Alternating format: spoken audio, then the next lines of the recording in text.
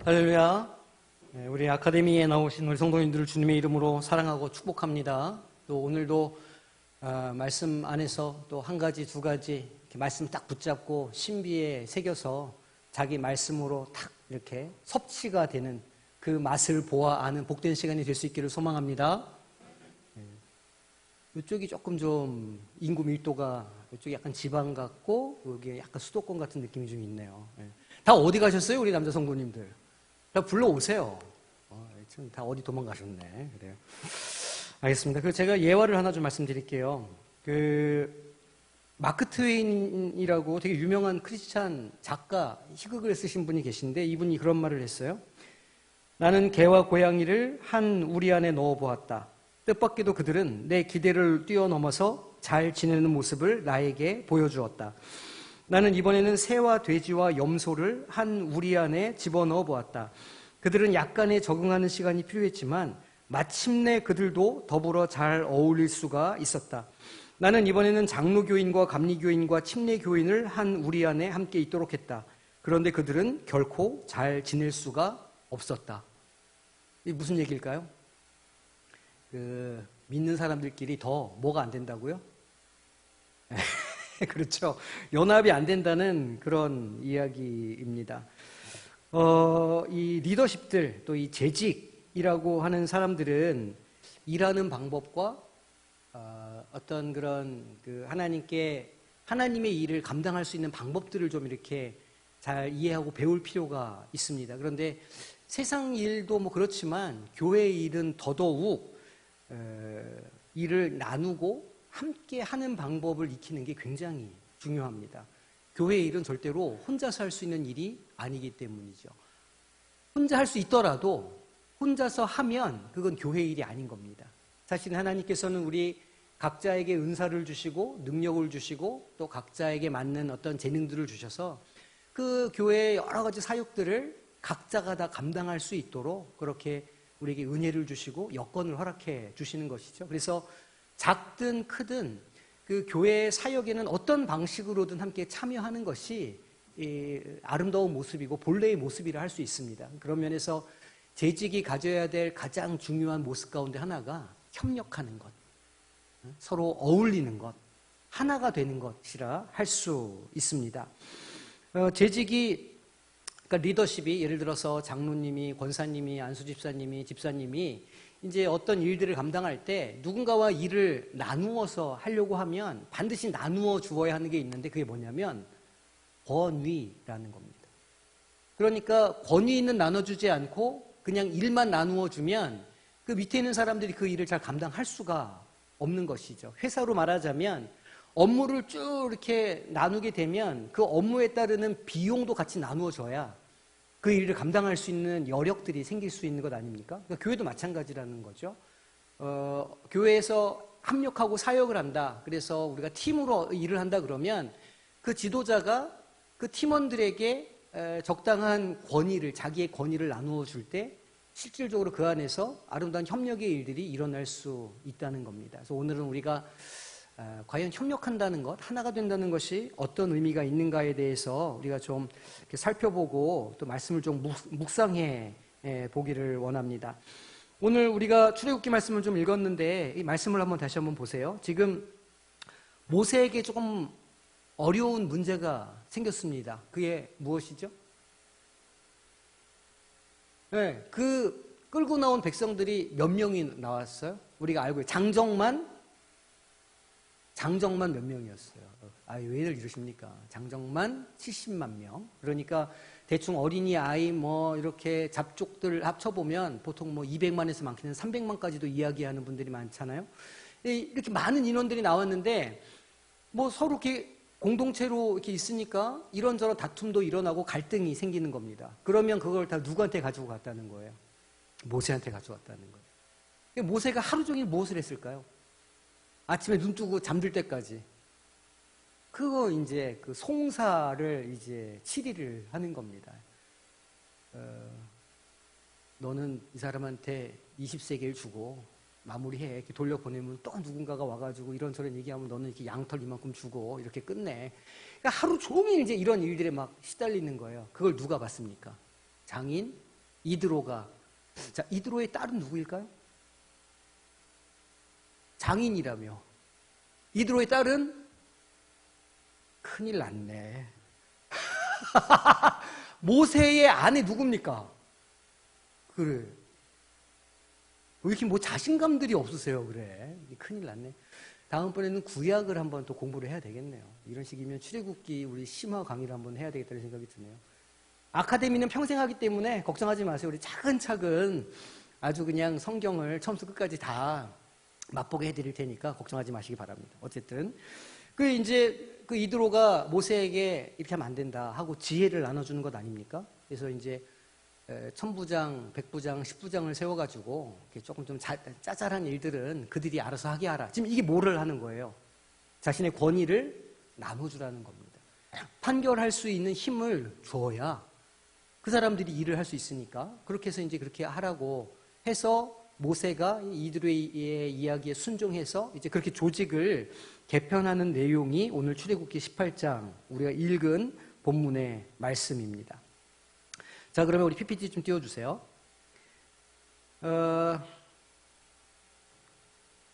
인사. 지난주에 딱 3분 하셨습니다. 점점 늘어가고 있어요. 한 주에 한 명씩 늘어갑니다. 다음 주 이제 이번 오는 주는 4분께서 이렇게 인사를 해주시리라 제가 믿으면서 우리 다시 한번 같이 인사해 봅시다. 자, 시작! 안녕하세요. 반갑습니다. 잘 오셨습니다. 한 번 더. 안녕하십니까. 반갑습니다. 잘 오셨습니다. 네. 아, 참, 연습할 때는 잘 하시는데, 그 주일날은 그렇게, 누가 먼저 한다고요? 먼저 보는 사람이 하시면 됩니다. 반갑게 좀 맞아주시고, 이렇게 막 할 때, 그 처음 보는 사람들이, 이게 굉장히 분위기가 좋구나. 이런 거를 좀 이렇게 느낄 수 있지 않겠어요? 그리고 또 우리가 예배당에 딱 들어왔는데, 이렇게 앞에서 이렇게 반갑게 맞아주면 덩달아 기분도 좋아지고, 은혜 받을 준비도 더 되지 않겠습니까? 그래서, 꼭 주일뿐만이 아니라 평소에도 멀리서 이렇게 보이면 그렇게 큰 소리 좀 인사를 해주시기를 간곡히 부탁드립니다. 간곡히 부탁드립니다. 마스크를 쓰고 있으신 분들 때문에 누가 지금 대답을 하는지 안 하는지 알 수가 없습니다. 자, 우리 오늘 지금 말씀을 읽었으니까 넘어가고, 자, 모든 문제를 해결하고자 하는 모세에게, 그러니까 혼자서 이것을 다 감당하려고 했던 거예요, 모세는.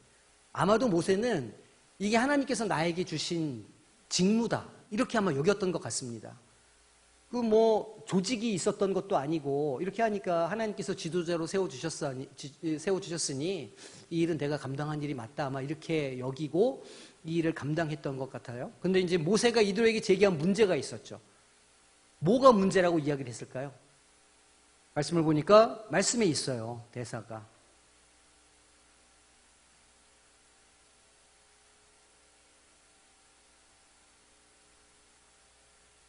몇 절에 있죠? 자, 그렇죠.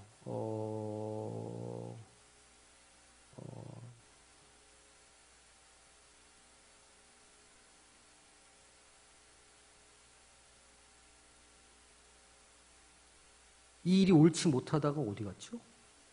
16절, 그렇지. 그들이 일이 있으면 내기로 원하니 내가 양쪽 아나이다. 그러니까 모세 장인이 그에게 이르되 내가 하는 것이 옳지 못하다, 이렇게 이야기합니다.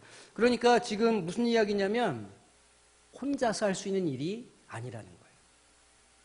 사실 이게 이제 이드로가 모세에게 제기한 문제이기는 하지만 우리가 이렇게 교회 사역을 감당할 때는 이걸 반드시 기억하셔야 됩니다. 그러니까 쉬운 일이든 어려운 일이든 교회 일은 함께 해야 됩니다. 아주 작은 일이라도 나눠주고 같이 해갈 때 교회가 공동체로 세워져 가는 것이죠.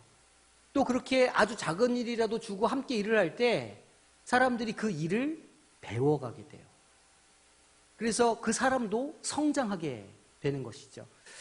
어떤 계획을 지금 하고 있냐면 우리가 이제 11월, 12월 정도 되면 저희가 지금 사역 일람표라는 걸 만들고 있어요. 저 교회 안에 있는 사역들을 쭉 이렇게 다 지금 저희가 지금 정리를 해보고 있거든요. 그래서 연말에는 최소한 하나 이상은 누구라도 그것을 할 수 있도록 이 표를 만들어가지고 게시를 하려고 해요.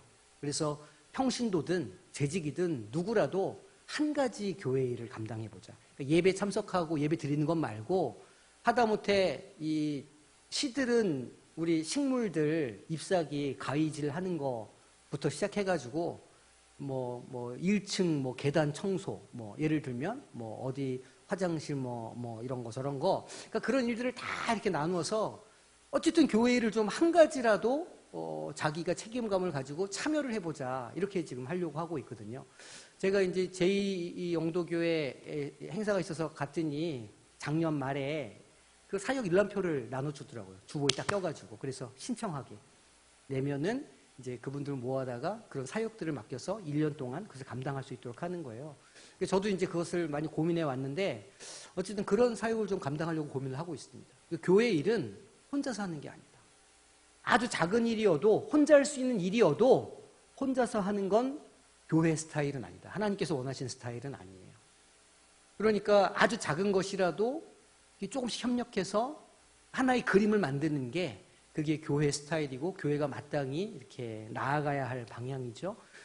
제가 이제 이번 주일날도 제가 광고 드리고 감사 인사를 드리겠지만 우리 오병이어 헌금에 너무 많은 분들이 잘 참여해 주셨어요. 한 160분 정도. 그러니까 가정으로 따지면 그러니까 헌금한 가정 단위가 많기 때문에 아마 거의 모든 성도들이 다 참여해 주신 것 같아요. 아시겠지만 애기들 저금통도 깨가지고 코 묻은 돈도 헌금하고 어떤 분들은 또 형편이 되신 분들은 이렇게 내기도 하고 저렇게 해서 그렇게 해서 이렇게 그 이상 기대했던 것 이상의 이렇게 그 헌금이 이렇게 모여지는 것을 보면서 저도 참 기뻤지만 하나님께서 참 기뻐하시겠다 그런 생각을 했습니다. 왜냐하면 그게 교회가 해야 되는 일의 스타일이라 할 수 있거든요.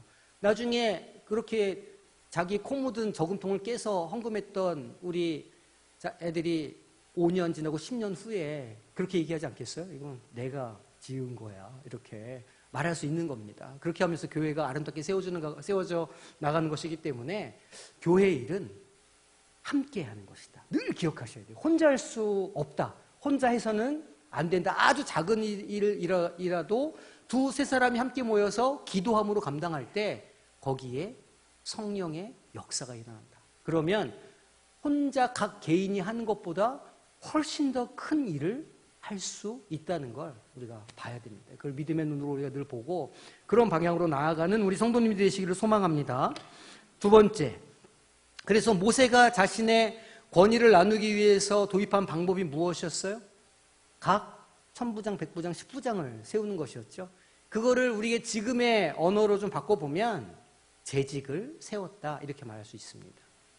그러니까 이제 조직을 만들고 조직의 장들을 임명하고 우리도 기관장들이 쭉 있는데 각 기관들을 세워서 회장들을 세우고 임원들을 세우고 이렇게 하는 것처럼 또 교회인 재직들을 세워서 집사, 안수집사, 장로, 권사를 세워서 그 일들을 분담해서 할 수 있도록 이렇게 나누어 주게 되는 겁니다. 단지 그 리더들을 세운 것뿐만이 아니라 중요한 건 권한을 그들에게 나누어 주었다는 것이 중요하죠. 사실은 우리 교회 조직에 이미 이런 형태가 잘 남아 있습니다. 예를 들면 우리가 이제 예산 같은 것들을 청구할 때 그 기관장, 예를 들면 영선부다. 그럼 영선부장이 오케이를 해야 집행이 되죠. 그런 것처럼 그 권한이 이미 우리 각 기관장들에게 이렇게 나누어져 있는 거예요. 그 각 기관은 또 회칙을 만들고 규칙을 만들어서 그것이 이게 잘 돌아가도록 또 그렇게 세워져 나가는 것이죠. 그러니까 재직을 세우고 권한을 나누어 주었다. 이게 이제 오늘 우리가 읽은 본문의 아주 중요한 말씀입니다. 이것을 이제 여러 성경 구절들이 또 보충 설명을 해줘요. 사도행전 6장 2절을 보니까 12사도가 모든 제자를 불러 이르되 우리가 하나님의 말씀을 제쳐놓고 원래 사도의 일이 무엇이었을까요? 원래 사도들의 일, 하나님의 말씀을 전하는 것이었어요. 기도하고 성령의 어떤 음성을 분별하고 그래서 그 공동체에 주시는 음성을 전달하는 것이 사도의 일이었는데 어떤 일이 있었어요? 예루살렘 교회에.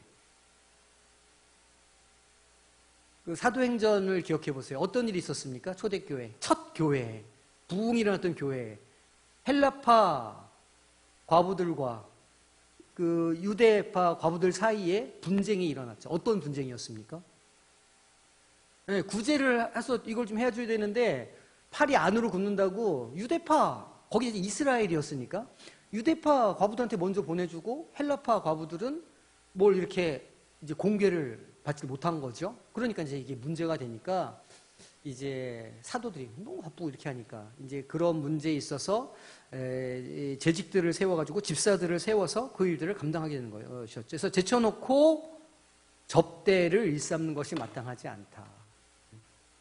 그러니까 맨날 찾아온 거예요. 저는 접대를 즐겨합니다. 오해하지 마세요. 언제든지 오시면 맛있는 커피를 저는 항상 준비하고 있습니다. 두려워하지 마시고 당회실 목양실 올라오는 거를 거리껴하지 마세요. 얼마든지 자유롭게 올라오셔서 제가 접대할 수 있도록 해주시면 제가 정말 열과 성을 다해서 다 접대를 해드립니다. 과자도 준비되어 있고 단 것도 있고 뿐만 아니라 차도 여러 가지가 준비되어 있습니다. 커피도 커피고 그러니까 언제든지 올라오시면 제가 이렇게 해드릴 거예요. 근데 어쨌든 초대교회 이 사도들은 자기들이 막 그런 일들을 다 이렇게 하다 보니까 정작 중요한 하나님의 말씀을 증거하는 일에 이제 시간을 쓸 수가 없었던 것이죠. 접대를 하는 것이 마땅치 않았다. 그래서 무엇을 했죠? 7 집사를 세워서 그 일들을 좀 감당해 다오 맡긴 거예요. 그러면 7 집사가 권한을 위임받았는데 7 집사는 어떤 권한을 위임받았을까요? 한번 상상해 보세요. 그 구제 헌금을 집사들이 관리를 했어요. 그러니까 그 교회 재정이 굉장히 중요한 그 일이었을 건데 그걸 이제 집사들의 권한으로 이렇게 나누고 이렇게 하는 것들을 그 집사들이 관리하게 된 것이었죠. 그러니까 그 사도들은 말씀만 딱 하고 교회의 행정이나 이런 것들은 권한을 완전히 딱 주어서 거기서 결정해서 집행할 수 있도록 이렇게 나누어 주었다는 겁니다. 자, 두 번째. 사도행전 6장 3절에서 4절이에요. 그렇죠. 우리가 지금 그 이야기죠. 형제들아 너희 가운데 성령과 지혜가 충만하여 칭찬받는 사람 7을 택하라 이렇게 했어요. 그러니까 이것도 이제 우리 여기 교회의 비전이 좀 담겨 있는데 그 사람 7을 택한다는 것은 결국 그 교회 공동체의 중요한 기둥들을 세웠다 그런 뜻이기도 합니다.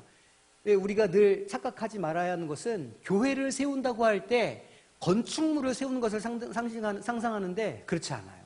교회를 세운다는 것은 무엇을 세운다는 것일까요? 사람을 세우는 거예요.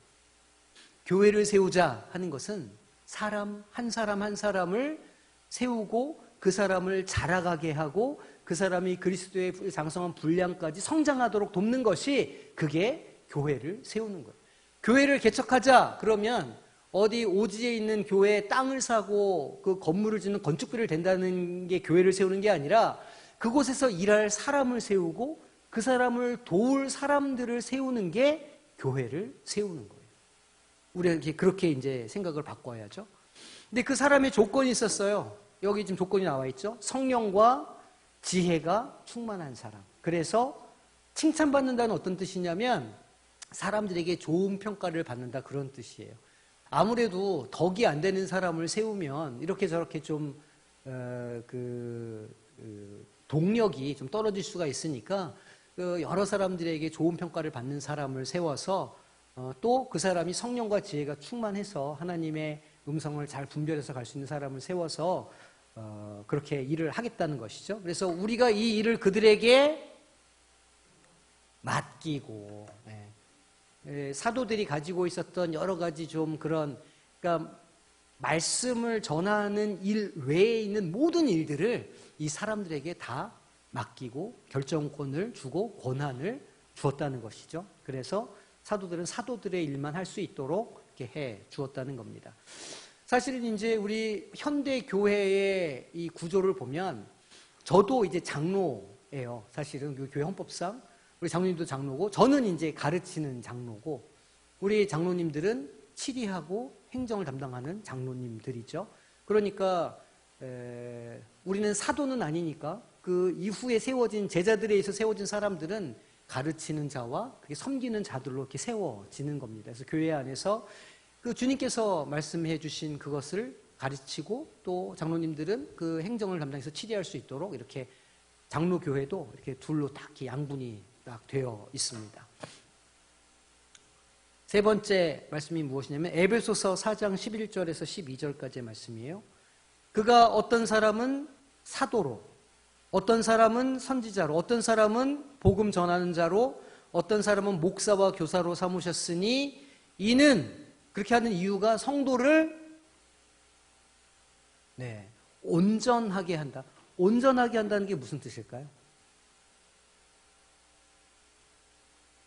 그 평신도들은 믿음이 약하죠. 다른 말로 어린 신앙을 갖고 있는 거예요. 어린아이와 같은 신앙을 갖고 있는 거예요. 온전하게 한다는 것은 그 젖먹이와 같은 신앙을 좀 이렇게 좀 딱딱하고 이런 것도 먹을 수 있는 그런 신앙인으로 성장시켜 나간다, 그런 뜻이에요. 온전하다는 것은 잘한다, 이런 뜻이에요. 그러니까 그렇게 사도로, 선지자로, 복음 전하는 자로, 목사와 교사로 그렇게 교회 여러 가지 직분을 만드신 이유는 그 공동체에 있는 그 사람들이 한 사람 한 사람들이 성숙한 신앙인으로 자라갈 수 있게 한다. 그 일을 위해서 세웠다, 그런 뜻입니다. 제가 이제 최근에 그 성장이랄지 잘한다라는 표현을 이제 최근에 많이 쓰고 있어요. 본문들이 이제 그렇게 이어지기도 하고 흐름이 그래서도 이제 말씀을 드리긴 하지만 우리도 잘하죠. 제가 강조하지만 우리도 성장이 멈춘 게 아닙니다. 우리도 계속해서 자라가요. 어디까지 자라가야 될까요? 그리스도의 충만한 분량까지 우리도 자라가는 중입니다.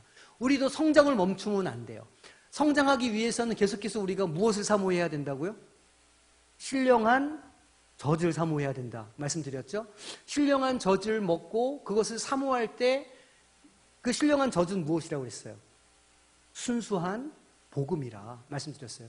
우리가 매일매일 복음의 그 능력 안에 또 복음의 진리 안에 우리가 나아가고 그것을 우리 신비 가운데 새기고 그것으로 살아가길 결단하고 성령님을 의지하고 이렇게 살아갈 때 우리도 조금씩 자라가요.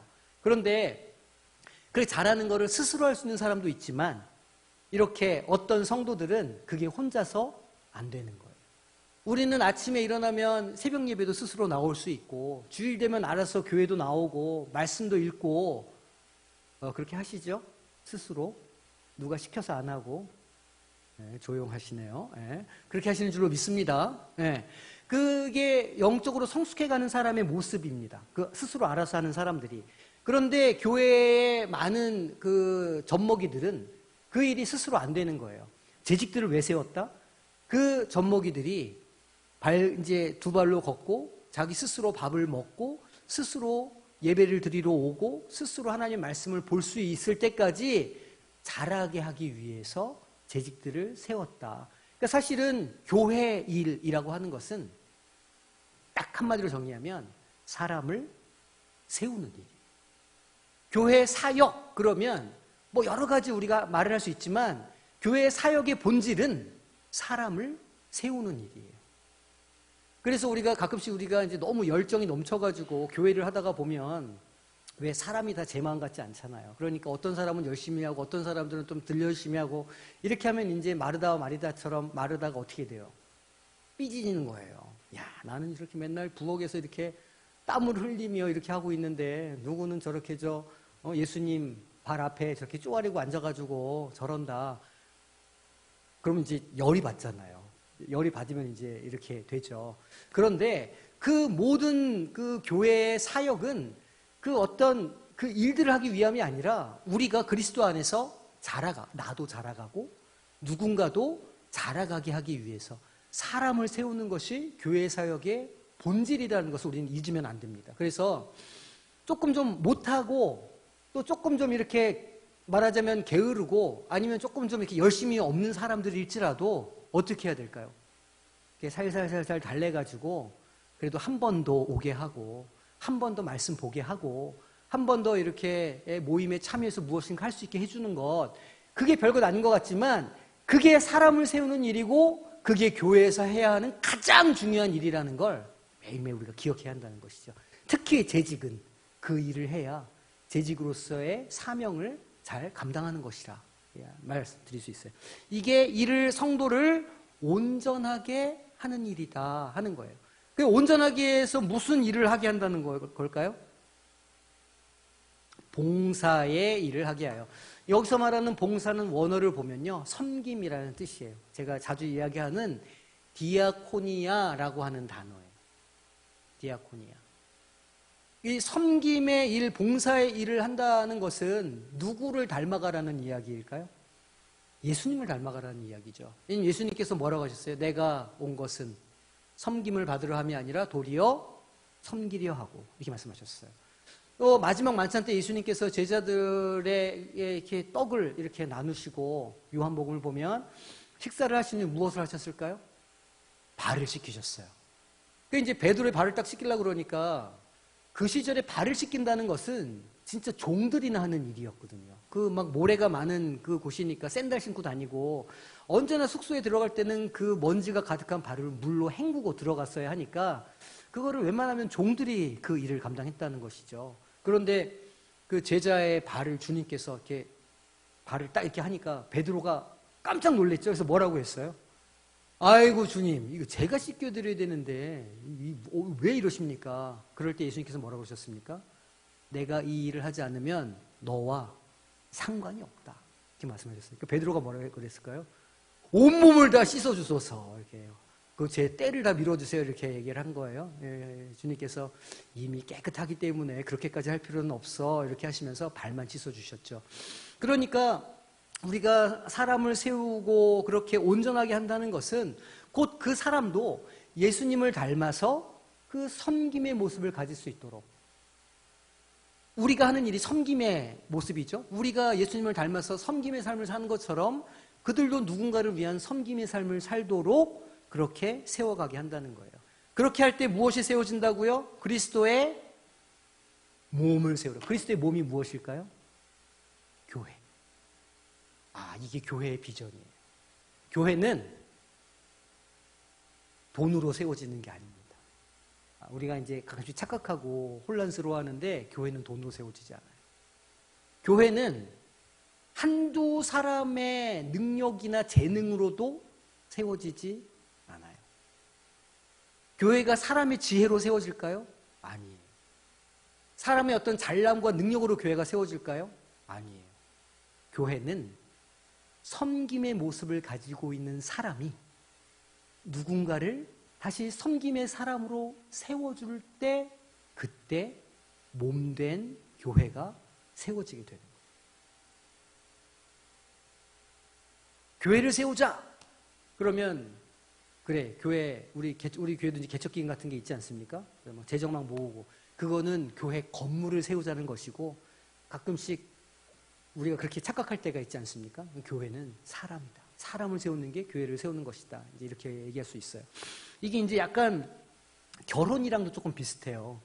제가 이제 그 청년 사역을 이렇게 하다 보면 청년들이 결혼을 준비하고, 이제 우리 교회도 결혼을 준비하는 청년들이 좀 있는데, 보통 결혼을 준비한다 그러면 무엇을 준비할까요? 살 집, 그죠? 살 집을 준비하고, 또 결혼식장, 예식장. 결혼한다 그러면 상견례 하고 나서 제일 먼저 하는 게 예식장, 날 잡고 예식장 잡는 게 제일 먼저 하는 일이에요. 그리고 이제 바쁘죠. 뭐 혼수도 해야 되고, 집에 들어갈 뭐 가전제품도 사야 되고, 그러니까 이제 뭐 한 몇 달 남겨놓고서 막 그거 한다고 막 그 젊은 예비 부부가 정신이 없어요. 그렇게 하면서 이제 무엇의 위기를 겪을까요?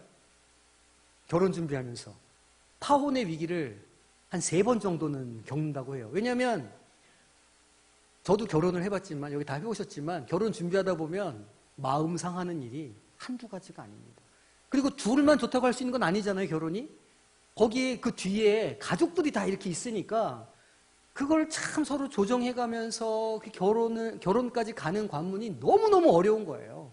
그럼 하다 보면 보통 이제 엄마도 마음이 상하고 아빠도 마음 상하고 이렇게 하고 어느 날은 따라서 막 우는 거죠, 딸이. 특히 이제 딸 가진 그 부모님들이 조금 그런 걸 더 많이 경험하시는 것 같아요. 집에서 막 딸 울고 나 결혼 안 한다 그러고 그렇게 하면 어떡하냐 그러고 울고 불고 그러다가 또 올라가서 또 뭐 이렇게 이제 그런 과정을 겪는 거예요. 그렇게 하다가 이제 결혼을 딱 하는 거죠. 근데 정작 결혼식과 살 집은 준비하는데 자기들은 준비가 안 되는 거예요. 남편으로서, 아내로서 같이 산다는 것에 대해서는 고민을 안 해보는 거죠. 다 살아보셔서 알지 않습니까? 얼마나 그게 힘들고 어려운 일입니까? 참, 마치 목사님만 힘드셨어요 이런 눈빛으로 저를 쳐다보고 있지만, 제가 신방 가서 들어보니까 뭐 다 난리도 아니더만. 사는 거 쉽지 않습니다. 같이 생판 다른 환경에서 다른 사람들이 만나가지고 사는 게 몇 번을 싸워도 싸우고 원수가 되고 진짜 제 처만 해도 제가 어디가 이렇게 물어보면 따라오지 마 이렇게 한단 말이에요. 벌써 그런 게 다 있는 겁니다. 그러니까 이제 그런 거예요. 결혼을 준비한다 그러면 결혼해서 살아야 되는 자기들을 준비해야 되는데 그거는 준비할 시간이 없는 거예요. 결혼식 준비하고 혼수 준비하고 제품 준비하고 이렇게 선물 사러 다니고 이러다가 결혼식을 딱 하고 나면 그때부터 이제 진짜 결혼의 얼굴을 딱 맞대게 되죠. 짧으면 일주일 안에 딸한테 전화가 오지 않습니까? 엄마 나 이거 잘못 결혼한 것 같아. 길면 3개월. 그 딸이 엄마한테 얘기도 못해요. 왜냐하면 자기가 좋아서 결혼하니까 내가 엄마한테 얘기하면 욕만 직사게 먹지 이러고 이제 말도 못하고 혼자서 끙끙 앓는 겁니다. 남편들은요, 자기가 잘하는 줄 알거든요. 남편들은 한 3년에서 5년 지나가야 내가 뭔가를 잘못하고 있구나 깨닫기 시작합니다. 여자들은 한 3주에서 한 달 정도만 알아요. 이게 뭐가 잘못되어 있다. 네, 그래요. 이게 이제 결혼 준비는 안 하고 결혼식 준비만 하니까 이런 문제가 벌어지는 거죠. 저희 청년부에서 야심차게 내년 정도에 결혼 예배학교를 할까 생각 중입니다. 제가 이제 말씀을 드렸는데 이제 우리 청년 목사님만 이제 고생을 좀 하시겠죠. 어쨌든 교회가 마찬가지인 거예요. 우리가 교회를 세운다, 교회를 뭐 창립해서 어떻게 뭐 개척한다 하면 사람들이 전부 다 교회 건물, 그 안에 들어가는 기자재, 시설만 신경 쓰는 거예요. 그런데 그 안에 정작 뭐가 없는 겁니까? 사람이 세워지질 않는 거예요. 그 껍데기만 있는 거죠. 그 안에 실체가 없는 그런 교회가 될 수 있다는 거예요. 순서가 바뀐 거죠. 교회는 어떻게 세워가는 거냐면 사람들이 먼저 세워지고 그리고 그 이후에 필요하면 하나님께 기도하면서 그 나머지 것들을 준비해 가는 게 맞는 것이다. 항상 기억하시고 교회는 사람이지. 교회는 나고 저 사람이지. 교회는 우리지. 이것을 기억하셔야 돼요. 이것을 기억하고 하나님께 그렇게 기도하면서 나아가면 우리는 실패하지 않습니다. 성령이 역사하시는 교회, 자라가는 교회로 성장하게 될 줄로 믿습니다. 그런 마음을 딱 가지시고 늘 그 일에 감당하시는 우리 성도님 되시기를 소망합니다. 자, 네 번째. 그렇게 하는 이유가 있어요. 그렇게 사람을 세워가고 그렇게 연합해야 되는 이유가 있다는 거예요. 이는 우리가 이제부터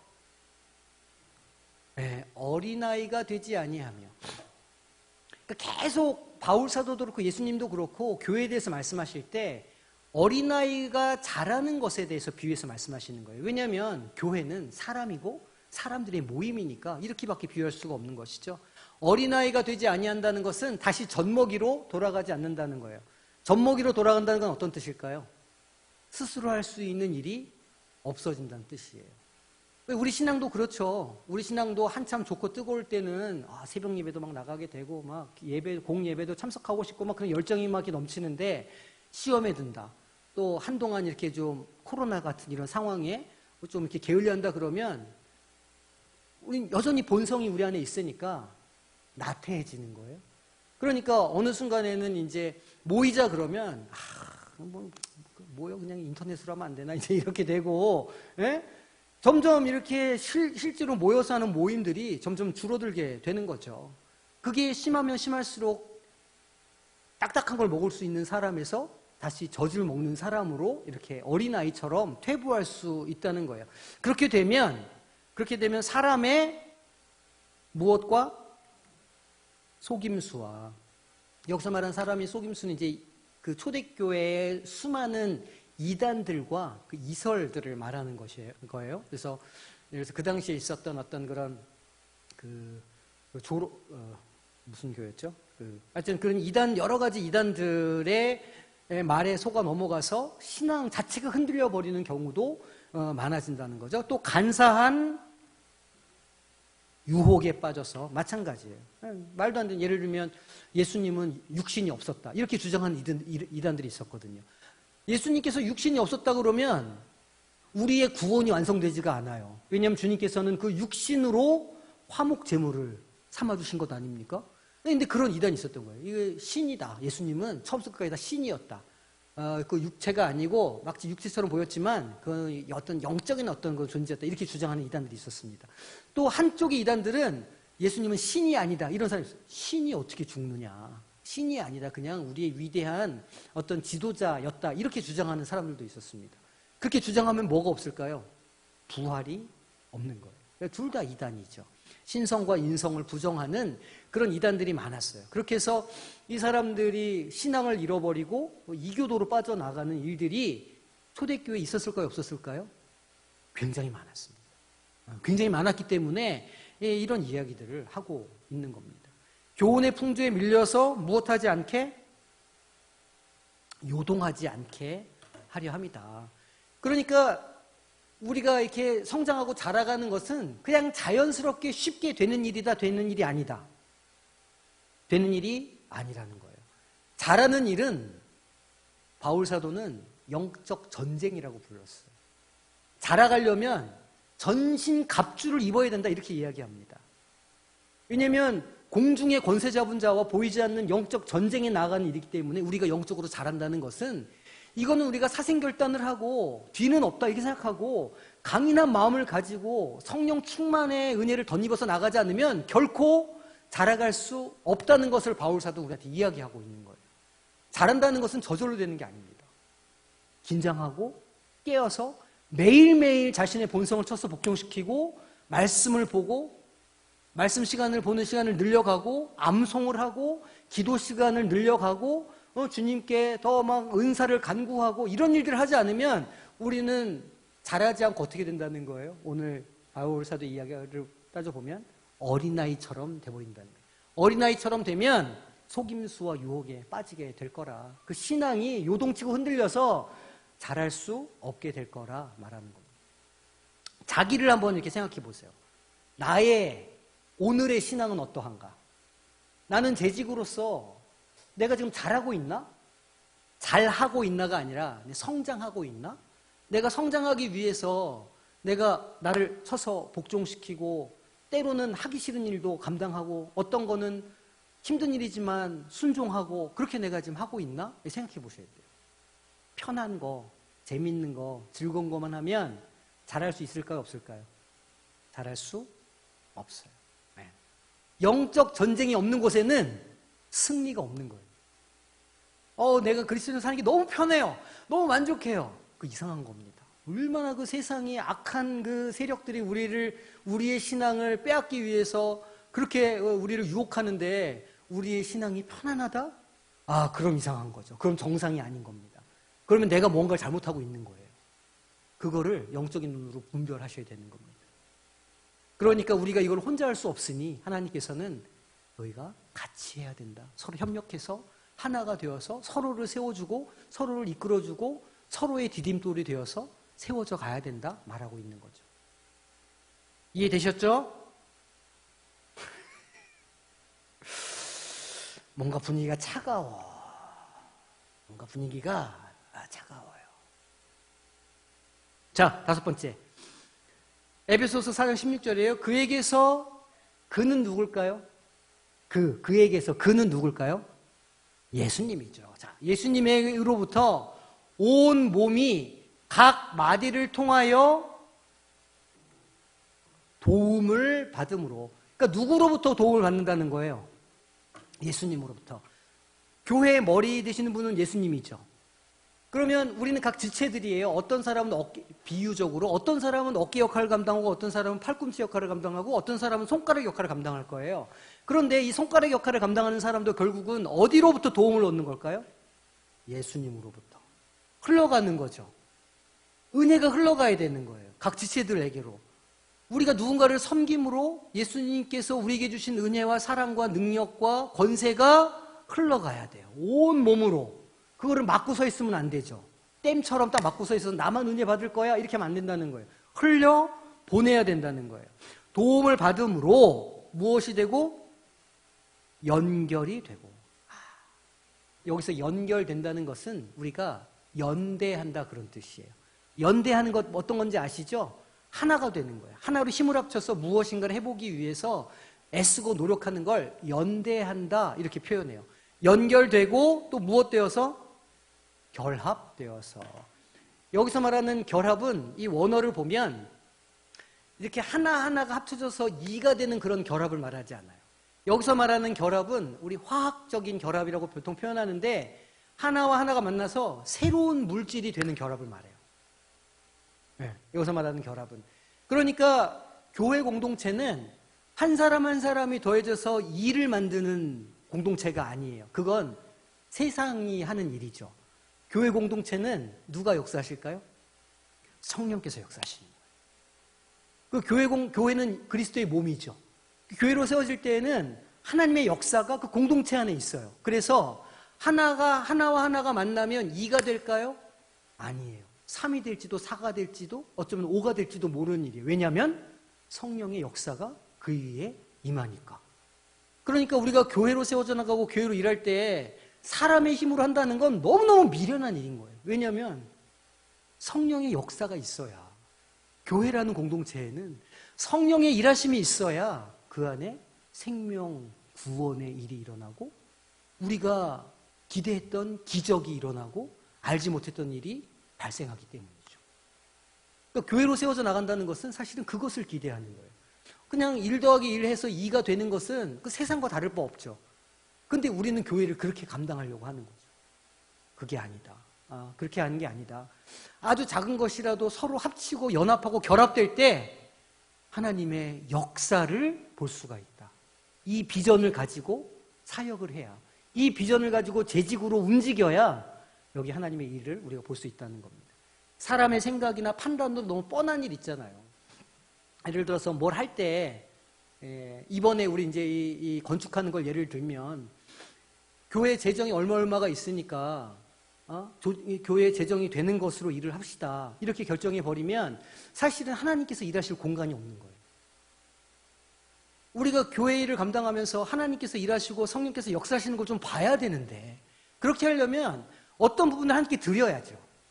우리가 작정헌금하고 이렇게 일을 이번에 이렇게 한 것처럼 일정 부분은 떼어서 하나님께 드리고 하나님께 좀 책임져 주십시오 하고 하나님께 맡겨드려야 교회 일은, 그래야 하나님이 일하시는 것을 보고 우리도 믿음이 자라고 하나님이 일하시네, 은혜가 있고 간증이 넘칠 수 있게 된다는 겁니다. 그러니까 교회 일은 감당할 때 계산을 하는 게 아니에요.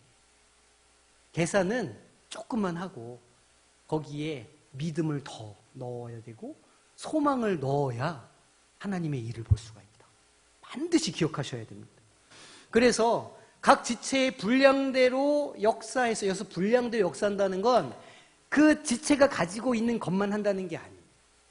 그 지체들이 연합해서 화학결합을 한 그 하나의 그 만들어진 분량대로, 하나님이 일하실 분량대로 역사해서 그 몸을 자라게 한다는 거예요.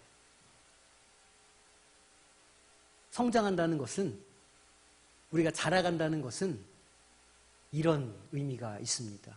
그래서 사랑 안에서 스스로 세우느니라.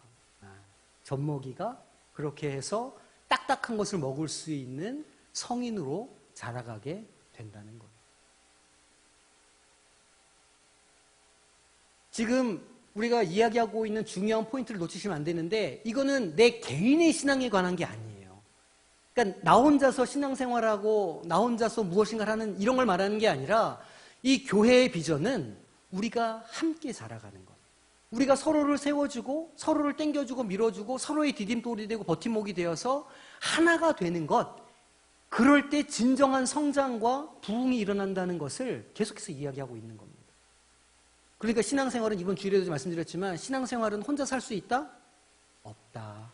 할 수 없을 뿐더러 해서도 안 된다는 거예요. 자, 오늘 시간이 많이 지나가서, 내가 짧게 하려고 하는데 짧게 안 됩니다. 이거 좀 그룹 활동을 좀 하면 좋겠다 싶은데 오늘도 시간이 많이 지나갔네요. 재직이 함께 협력하기 위해서 어떤 마음과 자세가 필요할까? 지금 우리가 이제 쭉 지금 이거 내용을 봐왔는데, 그러면 우리가 이제 모임이 많아. 그래, 재직회도 있고, 또 여전도회도 모이고, 이렇게 이제 이 기관들로 이제 모여서 일을 하지 않습니까? 그럼 그렇게 할 때 우리가 어떤 마음이 필요할까? 어떤 자세가 필요할까? 고민해 보셔야 되는 거예요. 우리 이제 뭐 우리 권사님도 권사회로 모인다. 그럼 모여서 무슨 기도 제목을 나누고 어떤 일들을 할 때 그 일을 어떻게 할 수 있을까? 어떤 자세를 가져야 우리가 이 일에 정말 하나님께서 일하시는 역사, 하나님이 일하실 공간을 우리가 만들 수 있을까? 이제 그런 고민을 하시면서 감당하는 것이죠. 목장 모임도 마찬가지입니다. 목장 모임도 이런 비전을 가지고 나가셔야 되는 거예요. 지난주에 말씀드렸지만 버린 돌처럼 된 것을 주님께서는 산돌로 바꿔주시고 교회 기초를 삼아주시는 분이시거든요. 우리 교회도 마찬가지라고 저는 생각합니다. 그렇게 해서 세워져 가는 것. 또 두 번째, 일과 역할을 분담할 때 그럼 뭐가 필요할까? 고민해 보셔요. 숙제입니다. 자, 마지막 이제 요거 하고 마치겠습니다. 자, 오늘 배운 거 정리를 좀 해보시고요. 나는 재직의 협력과 하나됨에 대해서 배운 것을 통해서 무엇 하겠습니다. 요거는 지금 한 문장으로 딱 적어보세요. 아, 내가 요건 좀 해봐야 되겠다.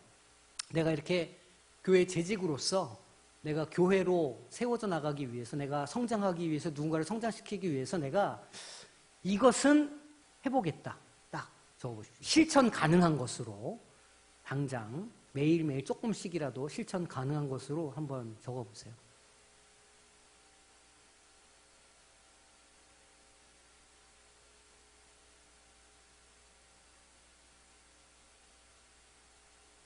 다들 되게 열심히 하셔가지고 조용한 거죠. 이상해. 약간 벽에다 대고 강의라는 것 같은 느낌이 살짝 들기도 하면서 뭔가 굉장히 수업 분위기가 진지해서 그렇다. 이제 그렇게 제가 이해하겠습니다.